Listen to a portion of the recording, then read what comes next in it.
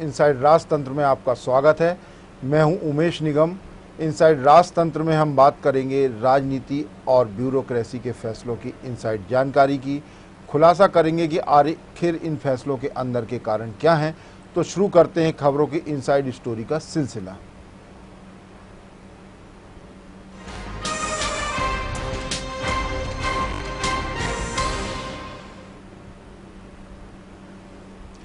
Corona से कुछ हद तक राहत मिलने के बाद सरकार अब प्रशासनिक सर्जरी की तैयारी में लग गई है।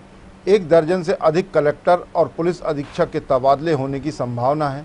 इस प्रशासनिक सर्जरी में कलेक्टरों और पुलिस अधीक्षकों के साथ ही मंत्रालय में प्रमुख सचिव एवं कुछ सचिव स्तर के अधिकारियों के विभागों में भी फेरबदल किए जा सकते हैं। चंबल संभाग के आयुक्त का पद पिछले 7 महीने से खाली पड़ा है। करीब 15 कलेक्टरों ने जिले में 1 साल से अधिक समय का कार्यकाल पूरा कर लिया है। कुछ ऐसे भी कलेक्टर हैं जो कमलनाथ सरकार में पदस्थ हुए थे। बड़ी प्रशासनिक सर्जरी होने पर विंध्य क्षेत्र के 4, भोपाल संभाग से 3, मालवा निवाड़ा से 4, चंबल और ग्वालियर संभाग से 2 तथा बुंदेलखंड के 2 जिलों के कलेक्टर इधर से उधर हो सकते हैं। माना जा रहा है कि कुछ मंत्री अपनी पसंद का कलेक्टर चाहते हैं, इसलिए भी परिवर्तन की उम्मीदें हैं। करीब आधा दर्जन कलेक्टर की स्थानीय विधायक और सांसदों के साथ पटरी नहीं बैठ पा रही है। यह जानकारी भी मुख्यमंत्री सचिवालय तक पहुंच चुकी है। इधर प्रोफेशनल एग्जामिनेशन बोर्ड और माध्यमिक शिक्षा मंडल के चेयरमैन और अध्यक्ष का पद भी काफ़ी समय से प्रभार में चल रहा है। अतिरिक्त मुख्य सचिव राधेश्याम जुलानिया भी बिना काम के बैठे हुए हैं। उन्हें कोई जिम्मेदारी मिलेगी या नहीं, इस पर भी निर्णय होगा। Balaghat collector Deepak Arya, Chhatarpur collector Sheelendra Singh, Satna collector Ajay Kantesariya, Raisen collector Umashankar Bhargava, Alirajpur collector Surabhi Gupta, Sidhi collector Ravindra Chaudhary, Dindori collector Harshika Singh, Hoshangabad collector Dhananjay Singh को 1 साल से अधिक का समय हो गया है।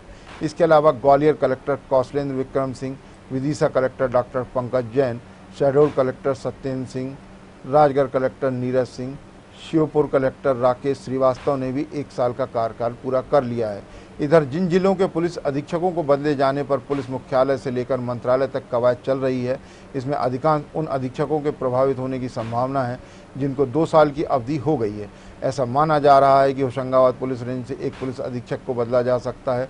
वहीं उज्जैन पुलिस जोन में आने वाले 2 जिलों के पुलिस अधीक्षकों को बदला जा सकता है। इनमें से एक अफसर एक जिले में 3 साल पूरे करने जा रहे हैं। इनको किसी बड़े जिले की कमान दी जा सकती है। छिंदवाड़ा डीआईजी रेंज के भी 1 जिले से पुलिस अधीक्षक को बदला जा सकता है। वहीं नक्सल प्रभावित 2 जिलों में से 1 जिले में भी फेरबदल की संभावना जताई जा रही है। भोपाल पुलिस जोन के 4 पुलिस अधीक्षक बदल सकते हैं। इनमें से 2 पुलिस अधीक्षक का एक ही जिले में 2 साल से अधिक का कार्यकाल हो गया है। वहीं एक अफसर का पिछले साल तबादला किया गया था, लेकिन बाद में तबादला निरस्त कर दिया गया। ये भी इस फेरबदल में प्रभावित हो सकते हैं। जबकि एक अन्य पुलिस अधीक्षक की अपने उच्च अफसरों से ट्यूनिंग नहीं बैठ पा रही है, ऐसे में उन्हें भी बदला जा सकता है। इसी विषय पर विस्तार से चर्चा करने के लिए हमारे साथ जुड़ेंगे वरिष्ठ पत्रकार सूर्यकांत चतुर्वेदी जी। सूर्यकांत चतुर्वेदी जी, आपका स्वागत है। चतुर्वेदी जी, अब कोरोना की दूसरी लहर भी जो है वो काबू में है। हालांकि अभी भी पेशेंट आ रहे हैं और प्रशासन की जो शासन की है दूसरी गतिविधियां भी अब धीरे धीरे हालांकि चल रही थी, लेकिन अब वो थोड़ी सी गति भी पकड़ रही हैं। तो ऐसे में संभावना जताई जा रही है कि अब प्रशासनिक सर्जरी होगी और आज कैबिनेट की बैठक भी चल रही है। हालांकि उसमें दूसरे मुद्दों पे सारी चर्चाएं हो रही हैं, लेकिन अब ऐसा लग रहा है। तो इसको लेकर आप क्या कहेंगे? देखिए, जिस तरह से कोरोना से निपटने के बाद जी अब प्रदेश सरकार सक्रिय हुई है जी, आप मान के चलिए कि जो आज बैठक हो रही है उससे 2 दिन चलने वाली, इसमें राजनीतिक और प्रशासनिक दोनों तरह की चर्चाएं होना है। जी जी, इन चर्चाओं के बीच जब बंधुबंध हो रहा है मंत्रियों के साथ, जी जी, तो मंत्रियों के साथ चर्चा में उनकी शिकायतें भी स्वाभाविक रूप से जिन मंत्रियों के अपने अधीनस्थ अफसरों से पटरी नहीं बैठ रही है, जी जी, या जो मंत्रियों और सरकार की नजर में नाकाबिल साबित हो रहे हैं जी, और 2 साल से एक ही जगह पर पदस्थ है, उन्हें बदलने पर भी विचार विमर्श होना है। जी जी, हालांकि जिस तरह की प्रशासनिक सूत्रों से खबरें आ रही हैं, जी, मुख्यमंत्री की मुख्य सचिव के साथ 2 दौर की बातें चर्चाएं हो चुकी हैं जी, और उसमें अब जो आज और कल मंथन होगा, उसमें जो सार निकलेगा, अफसरों के बारे में जो फीडबैक मिलेगा, उनकी कार्यप्रणाली को लेकर जो बातें सामने आएंगी, उसके आधार पर प्रशासनिक फेरबदल होगा। और इस प्रशासनिक फेरबदल को बेहद महत्वपूर्ण इसलिए माना जा रहा है कि यह बड़े पैमाने पर होने जा रहा है। और ऐसे समय हो रहा है कि जब कोरोना से प्रदेश सरकार निपट चुकी है, कोरोना पर काबू पा लिया गया है, और कुछ दिन बाद जिस तरह की संभावना जताई जा रही है कि प्रदेश में नगरीय निकाय के चुनाव होंगे, उसके बाद पंचायत के चुनाव होंगे, और साथ ही साथ 3 विधानसभा और 1 लोकसभा के उपचुनाव होने हैं। तो नगरीय निकाय चुनाव और उपचुनाव मिलाकर इन्हें प्रदेश सरकार के लिए आगामी विधानसभा चुनाव के लिटमस टेस्ट के तरह देखा जा रहा है। इसलिए बेहद महत्वपूर्ण माना जा रहा है कि इस बार जो प्रशासनिक फेरबदल होगा वो बड़े पैमाने पर होगा, जिसमें मंत्रालय से लेकर निचले स्तर तक, खासतौर पर जिला मुख्यालय तक के अफसरों, IAS और IPS अफसरों को बदला जाएगा। इसमें खास बात और आपको बता दूं कि इसके साथ ही IPS के कैडर रिव्यू का जो प्रस्ताव राज्य सरकार द्वारा केंद्रीय गृह मंत्रालय को भेजा गया था, केंद्रीय गृह मंत्रालय ने उसे स्वीकार कर लिया है। और उस कैडर रिव्यू के प्रस्ताव में प्रदेश की जो जांच एजेंसियां हैं, जिनमें लोकायुक्त है, EOW है, इन एजेंसियों की जो संभागीय इकाइयां हैं, उन इकाइयों में भी IPS अफसरों की पदस्थापना की जानी है। तो प्रस्ताव स्वीकृत हो गया है। इसलिए यह भी मान के चलिए आप कि IPS अफसरों की जब इन जांच एजेंसियों की इकाइयों में पदस्थापना होगी, तो राज्य पुलिस सेवा के अफसर भी उससे प्रभावित होंगे और उन अफसरों की भी नई पदस्थापना की जाएगी। जी निगम साहब।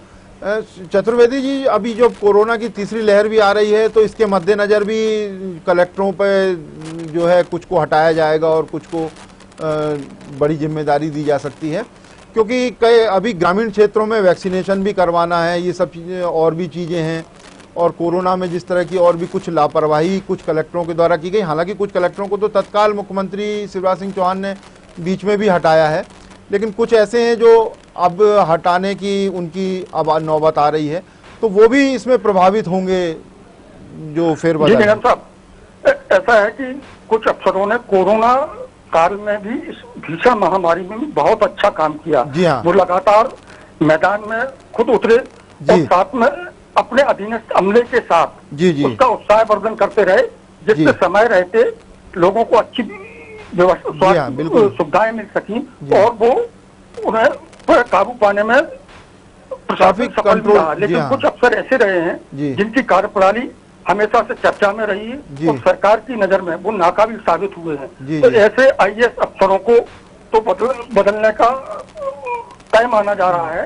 और जो दूसरी बात आपने कही है, आपने देखा होगा कि मुख्यमंत्री कोरोना पर काबू पाने के लिए खुद कितने प्रयास करते थे। वो सुबह से लेकर शाम तक लगातार इन्हीं प्रयासों में लगे रहते थे। कई बार देर रात खुद अफसरों से फीडबैक लेते थे और व्यवस्थाओं की जानकारी लेकर उसमें क्या कमी है और क्या और एडिशनल व्यवस्थाएं जोड़ी जाएं या क्या एफर्ट किए जाएं कि लोगों को जल्द से जल्द अच्छी सुविधाएं मिल सकें, लोगों की परेशानी दूर हो और उन्हें जल्द स्वस्थ किया जा सके। तो ऐसे में जो अफसर उनकी मंशा के अनुरूप काम नहीं कर सके हैं या सरकार की मंशा पर खड़े नहीं उतरे हैं, उनका बदला जाना तय है। और खास बात यह है कि कई ऐसे IAS अफसर हैं जो जिलों की कमान लंबे समय से संभाले हुए हैं। किसी अफसर को 2 साल हो गए, किसी को 2 साल से अधिक हो गए हैं, किसी को 1.25 साल हुए। तो ऐसे अफसरों का बदला जाना भी तय है, क्योंकि आप देखिए 6 महीने के अंदर अंदर मुझे जो लग रहा है उस समय प्रदेश में नगरीय निकाय चुनाव होंगे और चुनावी आचार संहिता के लगते कई अफसरों को बदला जाएगा।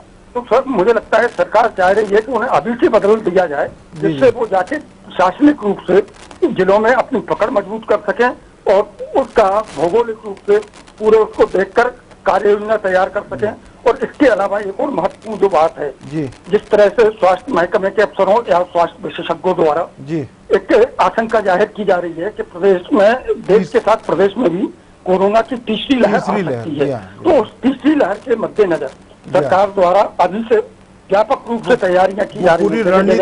प्लांट लगाए जा रहे हैं, दवाओं की व्यवस्था की जा रही है, बड़े बड़े स्थायी आइसोलेशन वार्ड बनाए जा रहे हैं। तो इन सारी चीजों को लेकर सरकार का जो मंथन चल रहा है, उस मंथन का जो निचोड़ निकलेगा और उस पर कौन सा अफसर कहाँ पर खरा उतर सकता है, जिसने बहुत अच्छा काम किया है।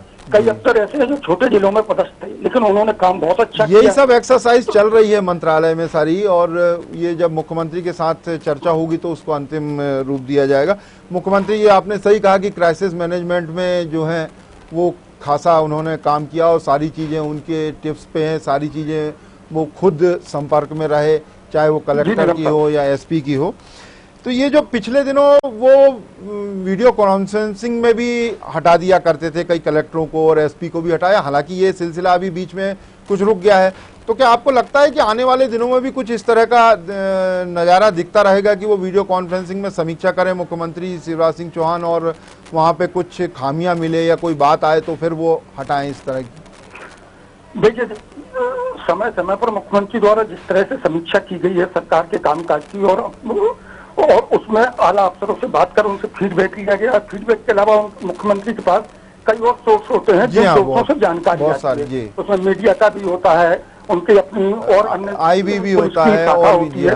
तो स्वाभाविक रूप से जिन अफसरों को लेकर सरकार को लगातार शिकायतें मिलती हैं, फिर जनप्रतिनिधियों से शिकायतें मिलती हैं, फिर उनके मंत्रियों, विभागों के मंत्रियों से शिकायतें मिलती हैं, कई स्तर पर जब समीक्षा होती है और उसमें जब बात सामने आती है कि एक अफसर लगभग सभी के निशाने पर बना हुआ है और वो उनके काम पर खरा नहीं उतर पा रहा है, तो ऐसे अफसरों को स्वाभाविक रूप से मुख्यमंत्री तत्काल बदलने का प्रयास करते हैं और उन्होंने बदला भी है। और मुझे नहीं लगता कि आगे ऐसा नहीं होगा, क्योंकि यह एक सतत प्रक्रिया। सरकार चाहती है कि तेजी से काम हो, आम जनता तक, खासतौर पर समाज के अंतिम छोर पर खड़े व्यक्ति तक सरकार की जनहितैषी योजनाओं का लाभ पहुंचे और जनता खुश रहे। तो इसमें अगर कोई लापरवाही बरतता है तो उस अफसर के खिलाफ अगर तबादले की कार्यवाही की जाती है तो यह सरकार का अच्छा कदम है। हालांकि तबादला अफसरों के लिए कोई दंड नहीं होता है। जी हाँ, बिल्कुल। जनता तो चाहती है कि इससे ज्यादा और कोई कड़ी कार्रवाई हो, लेकिन सरकार की अपनी मजबूरी होती है। तो अगर तबादला भी किया जाता है तो वह एक बहुत अच्छी चीज है। और आप मान के चलिए कि चूंकि सरकार के पास सीमित संसाधन है इस बार, क्योंकि कोरोना काल में सरकार का आर्थिक सेहत अच्छी नहीं रही है। जी हाँ, बिल्कुल। तो आर्थिक सरकार चाहती है कि कम खर्च में अच्छे से अच्छी सुविधाएं जनता तक पहुंचे, जिससे सरकार को मिलने वाला जो आम आदमी के कर से राशि मिलती है उसका सदुपयोग हो और प्रदेश का चहुमुखी विकास हो। जी निगम साहब, ये बिल्कुल सही है कि जो तबादला है वो सजा नहीं है, ये एक प्रशासनिक कसावट है, प्रशासनिक कसरत है। प्रशासनिक चीज़ों को कसने के लिए ये सब तबादले किए जाते हैं, जिससे जनता, आम नागरिकों को ज़्यादा से ज़्यादा सुविधा मिले और ज़्यादा जो सरकारी काम है वो ज़्यादा अच्छे से हो सके, योजनाएं नीचे तक पहुंच सकें। बहुत बहुत धन्यवाद चतुर्वेदी जी आपसे का जुड़ने के लिए। अब बात करेंगे एक और प्रशासनिक खबर की। प्रदेश में 10वीं के बाद 12वीं की परीक्षाएं भी रद्द की जा चुकी हैं। 10वीं की परीक्षा की तरह 12वीं का परिणाम भी आंतरिक मूल्यांकन से किए जाने की संभावना है। हालांकि माध्यमिक शिक्षा मंडल और राज्य सरकार सीबीएसई के फार्मूले का इंतजार कर रही है। इसके बाद ही मध्य प्रदेश का अपना फार्मूला बनेगा। मूल्यांकन की किसी भी फार्मूले से बनाए जाने वाले रिजल्ट में ज़रूरत पड़ेगी। इस व्यवस्था में निजी स्कूलों से मूल्यांकन प्राप्त होने में समस्या आ सकती है। इसका अंदाज़ा 10वीं के परिणाम प्राप्त करने की व्यवस्था से लगाया जा सकता है। निजी स्कूलों की ओर से मूल्यांकन के अंक बोर्ड को भेजे जाने की आखिरी तारीख भी निकल गई, लेकिन अभी तक प्रदेश के 99% स्कूलों ने मूल्यांकन का डाटा नहीं भेजा। माध्यमिक शिक्षा मंडल ने आंतरिक मूल्यांकन के अंक भेजे जाने के लिए OMR शीट्स भेजी हैं। बोर्ड ने इन शीट्स को भरकर भेजने के लिए 31 मई की तारीख तय की थी, लेकिन निजी स्कूलों ने इस पर आपत्ति लेते हुए इतने कम समय में जानकारी दिए जाने में आपत्ति जताई थी। इसके बाद समय सीमा बढ़ा दी गई। स्कूलों को MP ऑनलाइन से भी ऑनलाइन जानकारी भेजने की सुविधा दी गई है। प्रदेश में माध्यमिक शिक्षा मंडल से संबद्ध 17,000 से अधिक स्कूल हैं। इनमें से 600 स्कूलों की जानकारी अभी तक आई है। 10वीं बोर्ड में 10 लाख विद्यार्थियों ने परीक्षा के लिए फॉर्म भरे हैं।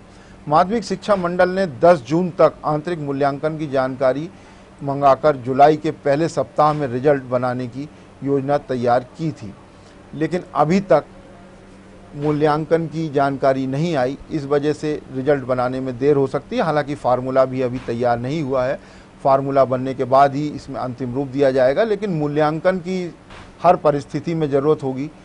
इसलिए निजी स्कूलों से प्रदेश भर के माध्यमिक शिक्षा मंडल मूल्यांकन के डाटा बुलवा रहा है। स्कूलों को एमपी ऑनलाइन से भी जानकारी भेजने की सुविधा दी गई है।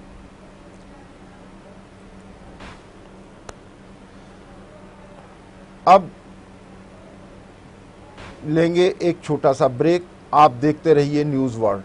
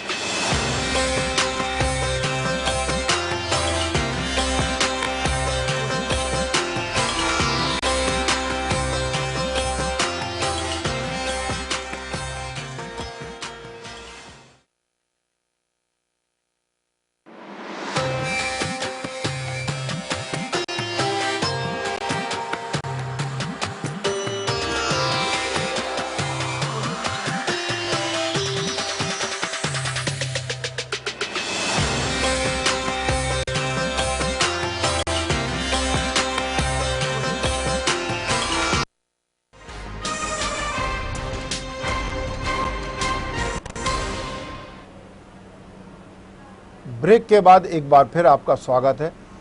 अब चर्चा करेंगे एक और प्रशासनिक खबर की। 3 महीने की राहत के बाद अब बिजली उपभोक्ताओं की अगले महीने से दिक्कतें बढ़ सकती हैं। जुलाई से बिजली की कीमतें बढ़ने की संभावना है। वित्तीय वर्ष 2021-22 की बिजली टैरिफ पिटीशन पर लगी रोक के मामले में हाईकोर्ट जबलपुर ने सुनवाई पूरी कर ली है। फैसला रिजर्व रखा गया है। एक याचिका पर हाईकोर्ट जबलपुर ने 16 मार्च को बिजली टैरिफ पिटीशन पर रोक लगाई थी। याचिकाकर्ताओं का कहना था कि मध्य प्रदेश विद्युत नियामक आयोग ने सुनवाई के लिए लोगों को मौका नहीं दिया। इसके लिए 8 मार्च तक दावे और आपत्ति बुलाई गई थी, जबकि अगले दिन ही जन सुनवाई कर ली। लोगों को आपत्ति दर्ज कराने का समय नहीं दिया गया। इसके अलावा आयोग ने वेबसाइट पर टैरिफ पिटीशन हिंदी में डाउनलोड नहीं की। पिटीशन पर हाई कोर्ट से स्टे मिलने के बाद बिजली दरों की वृद्धि का मामला अटक गया था। वैसे इस बार आयोग की मंशा थी कि अप्रैल से ही बिजली की नई दरें घोषित कर दी जाएं, जिससे बिजली कंपनियां अप्रैल से प्रदेश में नया टैरिफ लागू कर सकें। दरअसल पिछले 3 साल से अलग अलग कारणों से बिजली की दरें समय पर लागू नहीं हो पा रही थीं। इससे बिजली कंपनियों का घाटा बढ़ रहा था, लेकिन हाई कोर्ट से स्टे मिलने के चलते विद्युत नियामक आयोग की यह प्लानिंग धरी रह गई। मध्य प्रदेश पावर मैनेजमेंट और तीनों बिजली कंपनियों ने वित्तीय वर्ष 2021-22 के लिए जो टैरिफ पिटीशन सौंपी थी, उसमें 2629 करोड़ रुपए के घाटे की भरपाई के लिए बिजली दरों में करीब 6.23% की वृद्धि की अनुमति मांगी थी। मध्य प्रदेश विद्युत नियामक आयोग और बिजली कंपनियों को अब हाई कोर्ट के फैसले का इंतजार है। विद्युत नियामक आयोग ने नया टैरिफ लागू करने की तैयारी कर रखी है। हालांकि आयोग हाई कोर्ट के फैसले के बाद ही कोई कदम उठाएगा। माना जा रहा है कि इस बार बिजली की दरों में 4 से 5% की वृद्धि की जा सकती है। संभावना है कि जुलाई से नया टैरिफ प्लान लागू किया जा सकता है। बिजली टैरिफ पिटीशन के स्टे पर हाई कोर्ट जबलपुर ने सुनवाई पूरी कर ली है और इसका जो निर्णय है वो हाई कोर्ट ने रिजर्व रखा है। ये निर्णय कभी भी हाई कोर्ट सुना सकता है। उम्मीद जताई जा रही है कि आज कल में ही ये निर्णय आ जाएगा। हाई कोर्ट ने एक जनहित याचिका की सुनवाई के बाद 16 मार्च को स्टे दिया था और तब से अभी तक स्टे लगा था। यही कारण है कि 3 महीने से बिजली उपभोक्ताओं को राहत थी, बिजली के बिल नहीं बढ़ पाए थे। यदि स्टे नहीं होता तो विद्युत नियामक आयोग बिजली के बिलों में इजाफा कर देता और ये उपभोक्ताओं पर एक अतिरिक्त बोझ आ जाता। पावर मैनेजमेंट कंपनी ने 2629 करोड़ के घाटे की भरपाई के लिए 6.23% दरें बढ़ाने के लिए कहा है। आयोग हाई कोर्ट के फैसले के बाद 4 से 5% बिजली दरें बढ़ाने की अनुमति दे सकता है। तो ये उम्मीद है कि उपभोक्ताओं पर जो बिजली के बिल का बोझ है वो 4 से 5% का अगले महीने से आ सकता है। इसकी संभावना जताई जा रही है। अब बात करेंगे खास सेगमेंट चलते चलते की, जिसमें राजनीति या ब्यूरोक्रेसी के क्षेत्र से चर्चित प्रसंग की बात की जाती है। तो आज ब्यूरोक्रेसी से जुड़ा एक प्रसंग खासा चर्चा का विषय बना हुआ है। जिस समय राजधानी भोपाल में राजनीतिक गहमागहमी चल रही थी, असंतुष्ट खेमे के नेता एक दूसरे से उनके घरों में मेल मुलाकात के लिए पहुंच रहे थे, बैठकों का दौर चल रहा था। ठीक उसी समय राजधानी के 4 इमली क्षेत्र में स्थित एक बंगले में हवन पूजन हो रहा था और यज्ञ चल रहा था। ये बंगला एक IAS अफसर के पास है, जो बड़े साहब का आशियाना है। यह यज्ञ पूरे 5 दिन और पूरी गोपनीयता के साथ संपन्न हो रहा था। इस यज्ञ के पीछे के कारणों की खोजबीन की गई तो रोचक बातों का खुलासा हुआ। दरअसल राजधानी में जो राजनीतिक उठापटक और असंतुष्ट नेताओं की मेल मुलाकात के बीच बैठकों का दौर चल रहा था, यदि वो अंजाम तक पहुंच जाता तो परिदृश्य ही बदल जाता। इसका असर इन IAS महाशय की कुर्सी पर भी होता। इसलिए बड़े साहब यज्ञ करवाकर ग्रह नक्षत्र ठीक करवाने में जुट गए थे। अब यज्ञ का कितना किसको लाभ हुआ, ये बात तो फिलहाल किसी को पता नहीं चली। भविष्य में इसके परिणाम दुष्परिणाम सामने आएंगे, लेकिन मंत्रालय और राजनीतिक गलियारों में लोग यही चर्चा कर रहे हैं कि यज्ञ करवाने से बड़े साहब को फिलहाल फ़ायदा होता दिख रहा है। राजनीतिक उठापटक का माहौल शांत हो गया, साहब की कुर्सी बच गई। हालांकि यज्ञ के बाद ही कैबिनेट में माहौल गर्मा गया था। अब वो यज्ञ का ही परिणाम या दुष्परिणाम था या नहीं था, लोग इसकी खोजबीन में लग गए हैं। दर्शकों की सुविधा के लिए बताते चलें कि जिन बड़े साहब की बात हो रही है वे अगले साल रिटायर हो रहे हैं। इनसाइड राजतंत्र में आज बस इतना ही। कल फिर मिलेंगे राजनीति और ब्यूरोक्रेसी के कुछ नए फैसलों की इनसाइड स्टोरी के साथ। तब तक के लिए मुझे दीजिए इजाज़त और आप देखते रहिए न्यूज़ वर्ल्ड।